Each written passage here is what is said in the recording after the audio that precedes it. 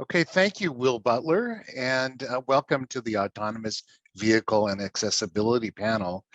You know, as CEO of Lighthouse for the Blind in San Francisco, we want autonomous vehicles to succeed, and there are lots of reasons for that. You know, if there's, in these pandemic times, of course, if there's no human in the car, other human, there's no infection. There's no chance for discrimination if you use a guide dog. There's a chance that you can be alone if you just want to be alone, like sighted people sometimes enjoy that. As blind people, we never have the chance to commute alone in a vehicle until now. And we also don't have to explain ourselves and answer all those questions that people are infinitely curious about us. And maybe the bottom line is the bottom line. We want rides that are affordable, and if autonomous vehicles without paying for a driver will produce more affordable rides, we're all for it. But this challenge, the autonomous vehicle challenge, is one of the most ambitious AI issues we've ever faced as a society. And I want to bring Eshed Ohn-Bar into this conversation. Eshed is a researcher at Boston University with a specialty in AI. Eshed, you know, there have been problems with AI and autonomous vehicles already. This summer in Japan, a Toyota automated bus ran across a blind person in a crosswalk and had to stop all the autonomous vehicles during the Paralympics. And of course, we all remember it's already 3 years since the first pedestrian was killed by an autonomous vehicle in Tempe, Arizona in 2018 through software and other issues that we hope will be resolved. But Eshed, why is this problem so hard? Oh, great question. Thanks for having me here. Yeah, I think there's multiple reasons. There are several systems that need to be combined together and make decisions that are on the order of magnitude of seconds, and their implications are could be potentially fatal. And this is something that is incredibly difficult to design because there are so many potential cases that the system could encounter. What happens when one of the system fails? How do you combine all these pieces together to get a seamless navigation? This is the big grand challenge. And obviously there's going to be unexpected situations, but there's also going to be interactions with diverse environments and diverse people. And we don't know yet how to design a system that can work in all the situations. What if you have a pedestrian with different needs, different interaction needs? What if you have a pedestrian that has a different reaction to the autonomous vehicle? Even something like recognizing the cane could be an incredibly difficult computer vision challenge that we just haven't understood yet, because that's something that may not be represented in current data sets for autonomous vehicles. So I think accessibility really needs to be the focus of the future of autonomous vehicles in order to make sure they're safe for everybody. You know, you mentioned the cane. This year marks the 100th anniversary of the white cane, which was first invented in Bristol, England. And it was done because of the newfangled thing, cars on the road.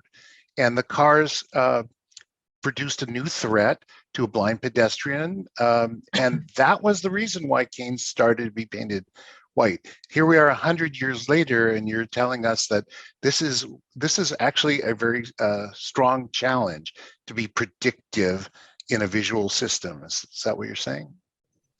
Yes, the system needs to recognize, so the cane or the mobility aid of a pedestrian, and understand that a person with maybe a person who is blind that's trying to cross the street might take a little longer to explore safely before they cross. It needs to yield properly to these pedestrians and definitely avoid the cane. So I think if high-speed robot may not hit the pedestrian, but may hit their cane. That might not be the most seamless experience or most inclusive experience. Yes. Yeah, that's really interesting.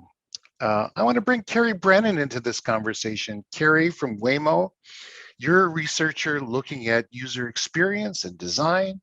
And I just wonder, how do you, in your professional work, get the opinions, ideas, and expectations of blind people into the mix? Yeah, thanks so much, Bryan.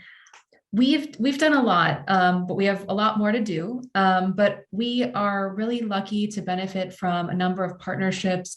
We think it's so important to have ongoing engagement. You know, accessibility is not like a one consultation and done kind of thing. It's something that really has to be constant. And so we kind of approach it from multiple angles. I have wonderful colleagues in my public affairs team who work through our partnership in the Let's Talk Autonomous Driving group.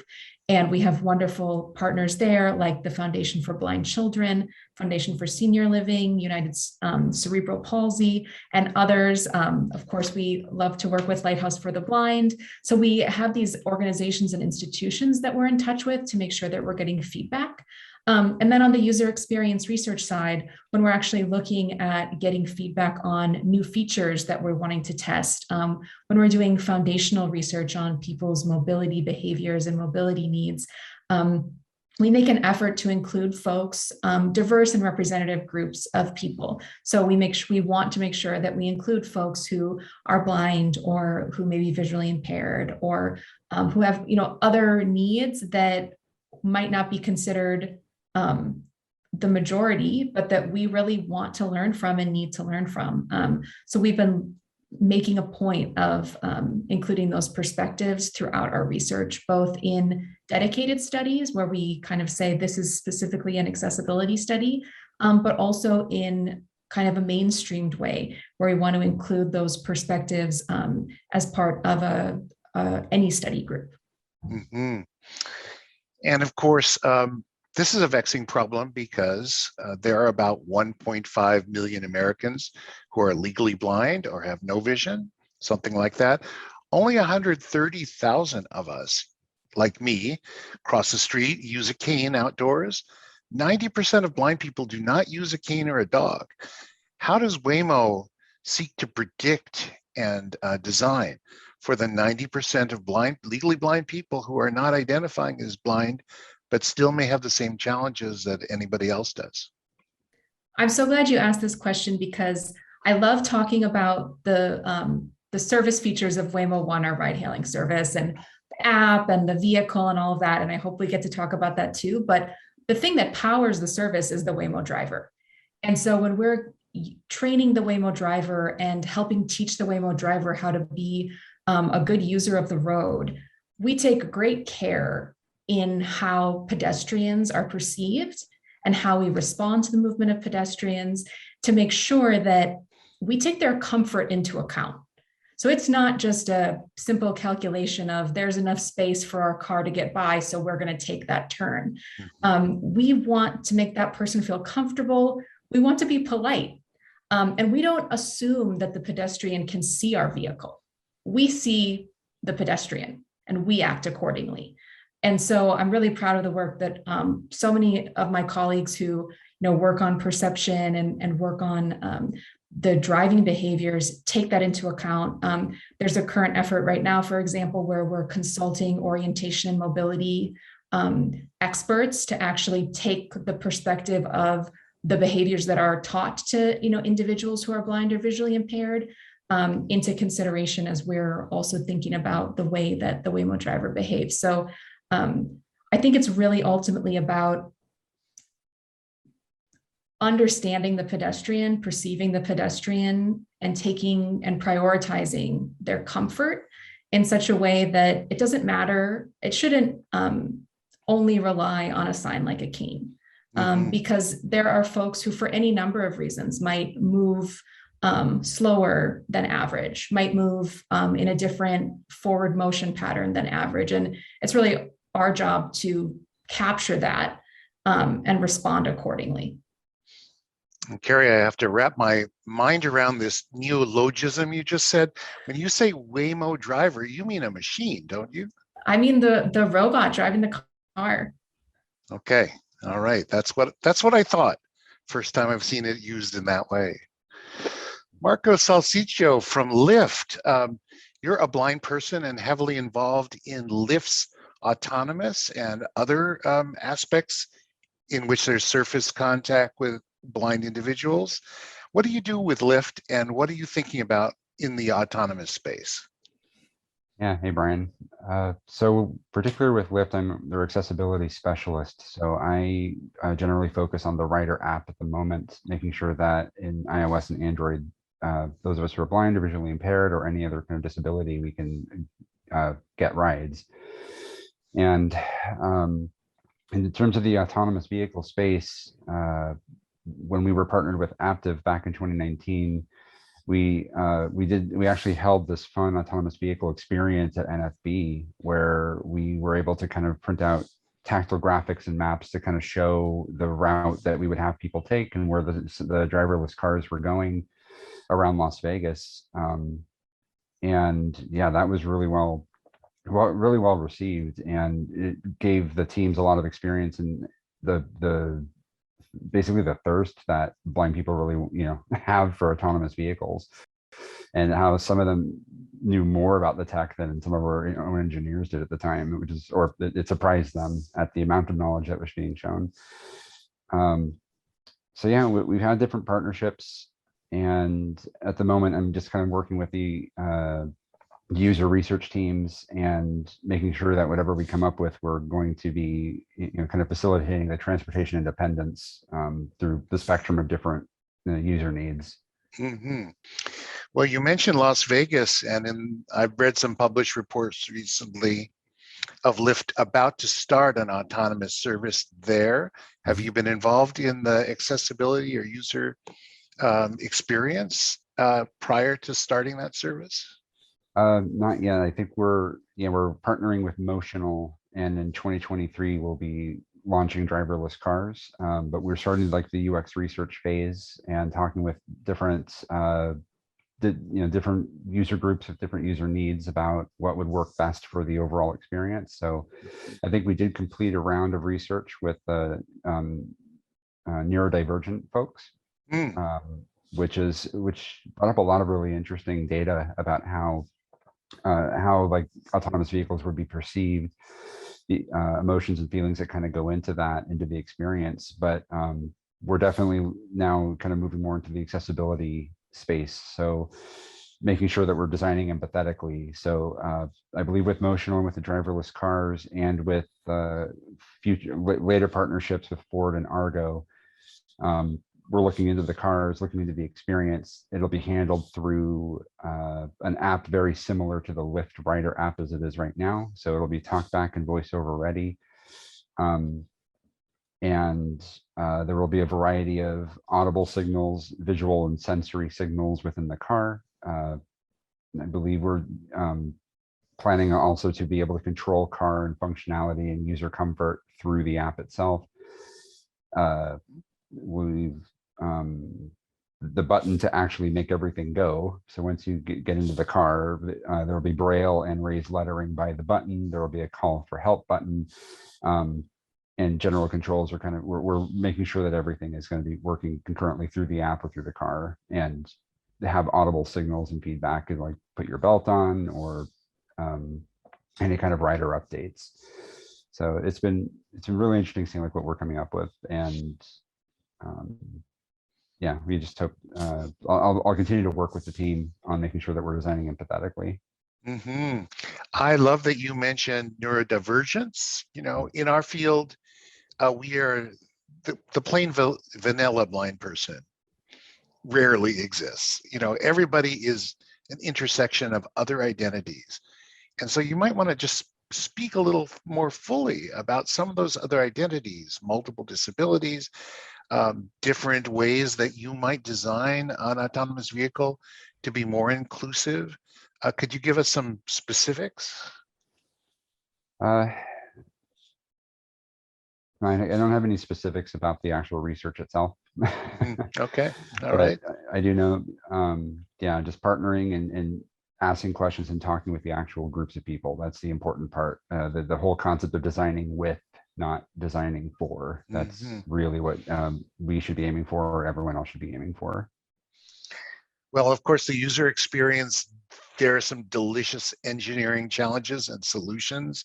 You had mentioned you're thinking about later on incorporating even three-dimensional sound, something like soundscape, to address this problem. And let me just set it up for everybody. You're standing on the curb and you want to know where the car is. How do you do that? Or you've taken your ride, you open the door, and then how do you find your way to the door of where you want to go? What are some solutions? I'm going to ask you, Marco, and then go around the panel that might be helpful here. Yeah, great. I mean, yeah, wayfinding is one of the biggest issues with this, even as a blind user. You know, how do I get to the car? I know with our teams with Motional and in the partnerships, our UX research teams are starting to explore a variety of different options. And I personally have brought up partnering with Microsoft Soundscape, but for users who don't particularly use Soundscape or don't have iOS, there needs to be a multiple variety of methods, either a GPS hot and cold method with haptic feedback to kind of alert you to how close you are to the car, honking the horn, flashing the lights. You know, there are a variety of different things that we can be looking at.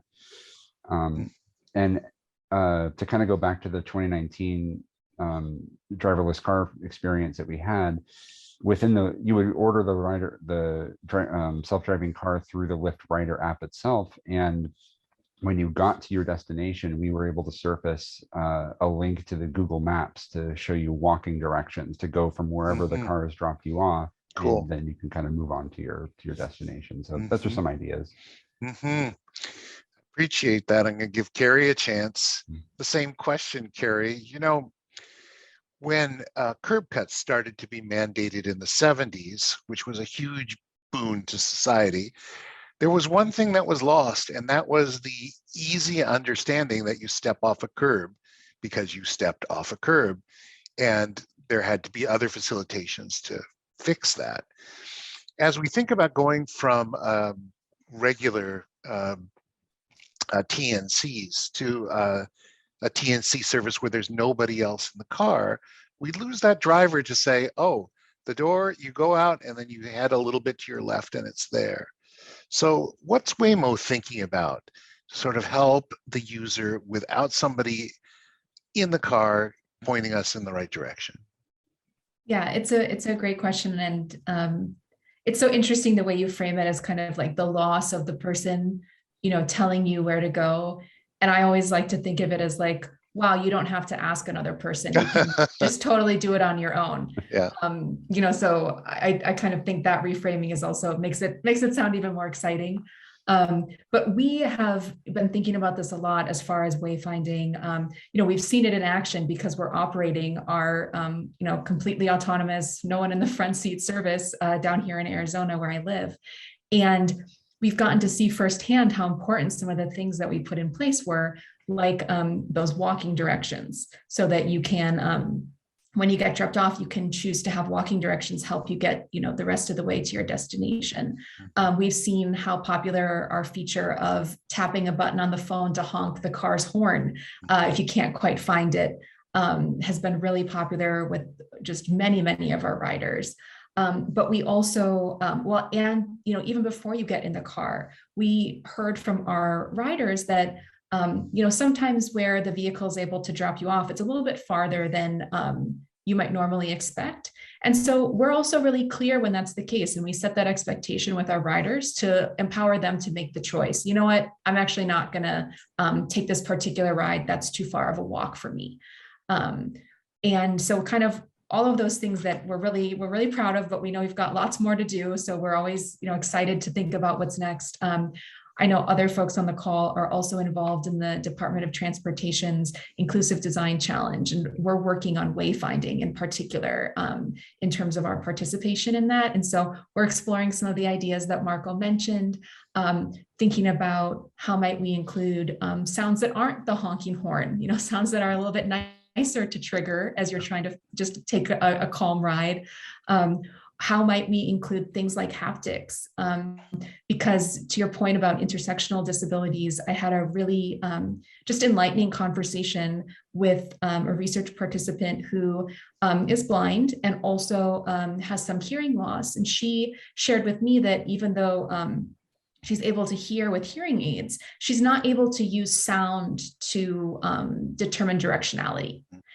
And so for her, the kind of typical like, oh, it's audible, so that will work for you, isn't the correct assumption. So she needs something that's going to be a different signal other than assuming that somebody can tell the location of the vehicle, for example, purely based on sound. And so I'm really excited by things like haptics, just things like improved directions and how we deliver those, as well as things like, headlights and other visual cues. Mm-hmm. And of course, I loved your point about no two blind people being the same. We're a spectrum of people and concerns and identities. Eshed, you're doing some interesting research thinking about ways in which one smartphone could actually start learning a person's unique identities and then start adapting its cues and help in order to be personalized. You want to speak a little bit about what you're thinking about and perhaps how far you've come along with this idea? Yes, especially in this use case that you brought up, where you have to think about the navigation experience very broadly, because maybe you have to go from your doorstep at your home all the way to a destination, unfamiliar destination, like say an airport. And in this kind of door-to-door journey, you might travel different settings from your home outside to the autonomous vehicle throughout this journey, and safely outside of the autonomous vehicle and to a destination safely and smoothly. So I think AI is a critical technology to enabling that seamless experience, because the question of when and how to deliver the exact information that's needed to a navigator is such an intricate question that requires you to understand the context of the scene, the mobility skills and preferences of the person, and obviously a technological system that might also have some failures at some point.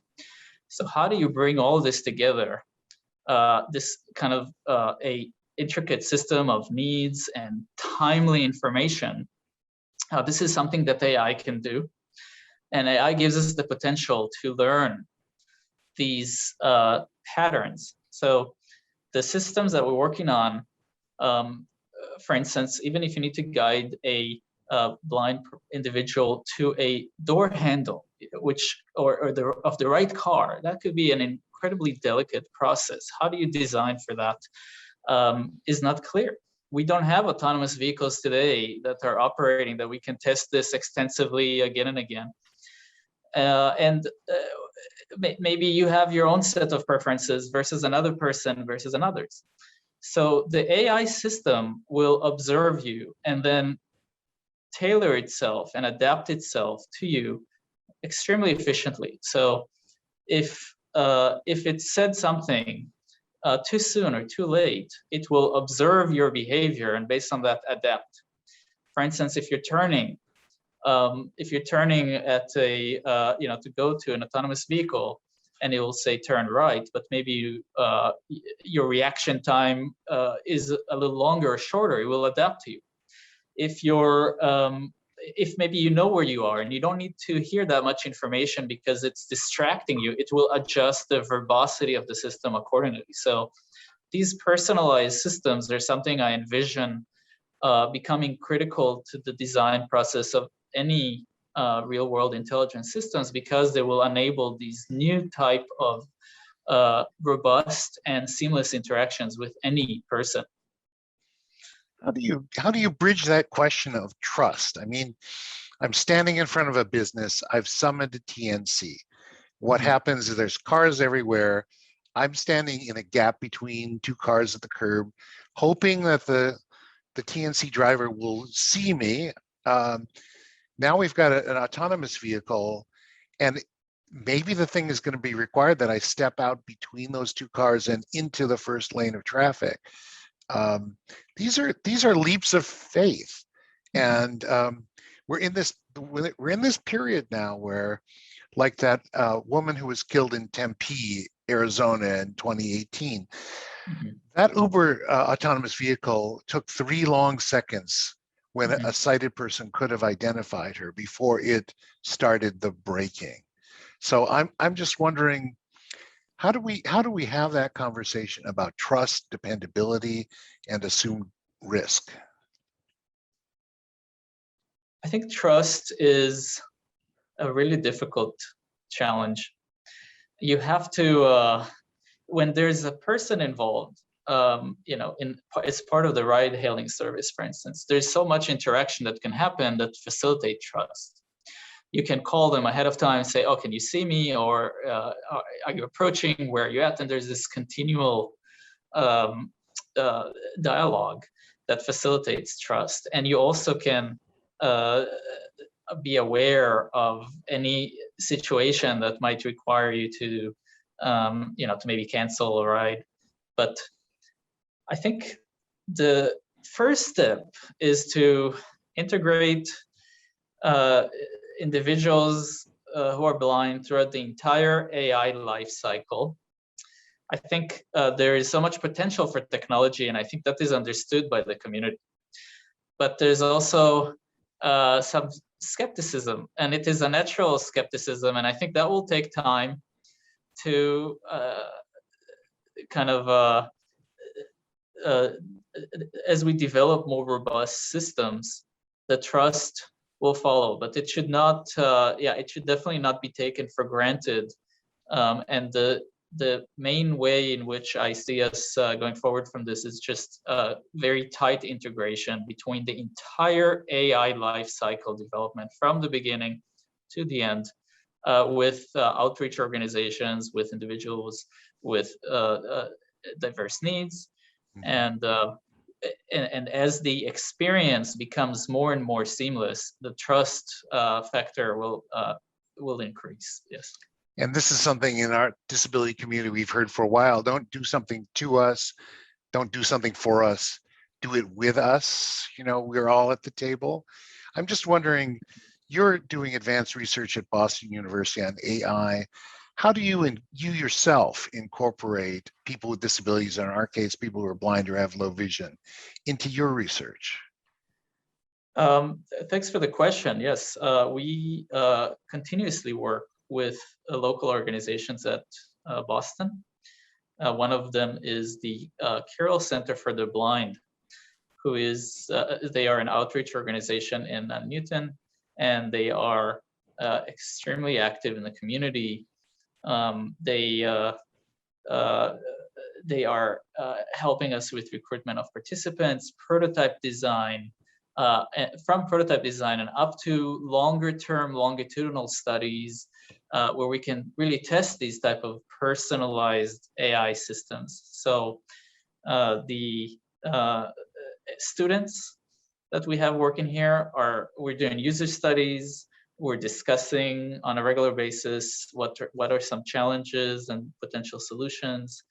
Some of the classes that we are designing here actually create simulations that incorporate canes and individuals with visual impairments. And so we are trying to really make this also an educational experience for the next generation of engineers tackling this multifaceted problem. Because I think it is a longer term perspective. How can we solve these technological issues? Just like you said, there's so much, the cane is still such a effective tool after all these years, and technology will have its time, but I think there's still some maturity that needs to happen before it can have a prime time. Thank you. And a similar question to you, Kerry, at Waymo. I mean, you yes, you're doing UX and you're looking at ways to improve things narrowly, but you have a much more audacious goal in mind, which is really to change and augment Waymo's culture entirely. Talk about the objective there and how you're going to get there in terms of blind participation in all the things that you're doing. Yeah, thanks so much for that question. It's work I'm really proud of. A lot of it is that almost administrative work that doesn't feel so shiny and exciting, but in the end, you know, it's going to lead to something that's really great. So what our team decided we wanted to do was stop thinking about accessibility as if it were separable from good product design. You know, to us, inclusive product design is the only good product design. If we're just doing product design with a very narrow definition of our user, we're missing out on so many opportunities and ways to meet very broad needs. And so we've been putting in place practices that make it easier for us to just mainstream participation of people, for example, who are blind or who have disabilities into our user experience research, as opposed to saying, oh, we only do that when we have the time or the resources to do a dedicated study, you know, specifically focused on the needs of such and such.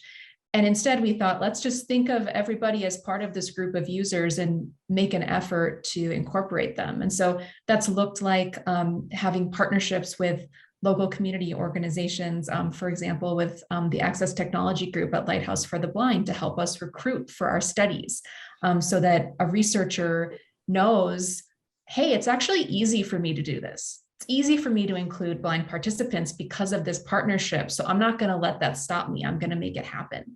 And I think that that's part of a broader view towards inclusion that we've really been pushing towards.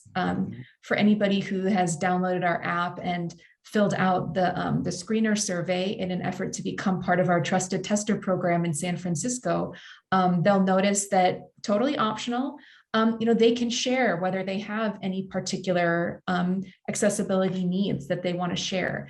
And that allows us to identify and make sure that we're meeting those needs of this diverse group of users. So just a few things that we're thinking about. Of course, we have more to do. We want more community partnerships, such as what we have with Lighthouse. But I'm really excited about the way that we're just making it normal. It's not special. You know, it shouldn't be congratulated. It should just be a normal part of the process. And we're really working towards that. That's where we want to go. And in the meantime, a hard question, an honest question is, Waymo, with a market cap in the billions of dollars, how many blind employees are actually employed by Waymo now? That is a great question. And I don't know. I don't have the answer. It's that kind of sensitive data wouldn't be shared with someone like me. But what I can tell you is it could be more. Yeah, I think that's fair. We have a long way to go in many industries, but in this one in particular, since it's about us, it's a reasonable question, and we'll be asking it for a long time to come, which turns me over to Marco, who is a blind employee employed by Lyft for exactly these considerations. Marco, what's it like to be a pioneer in this field? You've been working with Lyft for a while now. Yeah. Are you the only one so far? And what are your thoughts about having more colleagues who are blind? Yeah, and in terms of my exact position as like this accessibility specialist and working with design and engineering alike, I'm the only one at Lyft doing that, but we do have blind employees, and it's worth pointing out that I'm a contractor. I'm still contracting with them, but we do have blind employees in our safety and trust and safety space and things that I work with regularly to make sure that like our internal tools are compliant or are able to be used. It would be great to have more of us specialized in a variety of different fields. I do have deaf employees. I've worked with hard of hearing employees. We actually had a really interesting anecdote just to have more like diversity amongst those of us in the space. I was one of our programmers. He was deaf, and we ended up having like a meeting about an accessibility issue that we were coming up with one of our venues, which involved like us sitting in a conference room with two ASL interpreters, and we both worked together like through the interpreters and just had a completely normal, perfectly like fine cogent conversation, and we're able to solve our accessibility issue for multiple disabilities. So yeah, we do have a good diverse spectrum, but there could definitely be more. I love that story. Yeah. And it reminds me too how important it is that you had those interpreters available, that meeting could happen. And I think that some of those, again, like behind the scenes pieces, like, do you have a contract with an interpretation service so that is easy and those conversations happen? Because look at the great outcome. Yeah, and do you have like internal office, like your office team, do they know how to facilitate that, get those contracts? Or if you're putting on a presentation, do you have description? Do you have captioning? Do you have any other thing that you have to kind of think about? It's great to have people that understand that and listen to it. They don't like push against it. And so now I'm going to ask you all a crystal ball question that's entirely unfair again, which is you each are laboring in a corner of a much larger field about getting autonomous vehicles everywhere. We want them as blind people for the reasons I said at the beginning of this time. How long are we going to wait until this is regularly and usually available? I'm not talking about regulations so much, but technically, when do you think, based upon your sense of the progress of the algorithms in the cars and every other part of the user experience, when do you think this will be ready for prime time so that the average blind person, the average American city, would have a reasonable chance of stepping into an autonomous vehicle like anybody else? We'll start maybe with Eshed first. What's your timeline? What's your crystal ball? Sure. Thanks. This is a fantastic question. I wish I had a crystal ball. It's guided by the fact that many systems today, so the nearest neighbor that we have today is maybe something like Siri. Siri is an AI system. It's in our everyday life, in our pockets and smartphone. It helps us. But it also gets things wrong sometimes, right? So maybe what would be the consequence of that? So the consequence of that would be that maybe it calls your mom instead of the pizza place. That's not so bad. The problem with an autonomous vehicle is when it gets something wrong.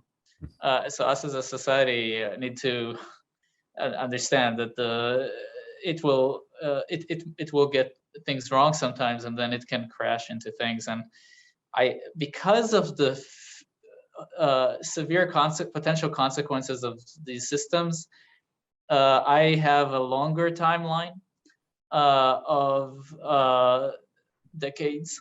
Decades, okay. I really would love to have an autonomous vehicle here tomorrow, but it will, in my humble opinion, it will be at least decades. Yeah. Okay, thank you for that honesty. Kerry, what's your crystal ball? Well, I'm a little bit biased because according to me, the future is here, because I live in Arizona where I can hail a completely driverless car and take a ride in it. But I know that your answer is a writ larger. I have to say I'm more optimistic than Eshed because I've seen it in action, because of kind of what I've seen behind the scenes and the wonderful learning that we're having in San Francisco with our trusted tester program. It is a really hard problem, and we don't want to minimize how important it is to get it right, absolutely right. But I'm quite a bit more optimistic than Eshed, and I invite him down to Arizona, especially with the Boston weather cooling rapidly, to have a look. And you have should test some of your vehicles in Boston as well. Yes, that's right. And you have 700 plus or minus Jaguars now in operation in the country, Kerry? Is that something like that? I believe our total fleet size. I can't guarantee the split between the different vehicle types. Yeah. Is that at about that number? Okay. And Marco, you've got your finger on the pulse of things emerging. We talked about Las Vegas in 2023. What's your estimate for the average blind person in an average city having the opportunity for AV? How long? Oh, should I split the difference and say 10 years? Okay. Yeah, just kind of with, I understand from Eshed's point of view, like, yeah, the AI, there's a lot that would need to be worked out and a lot of chaos to kind of take into consideration across the country, because no two street is alike and cities are completely different. Going from rural to dense populations.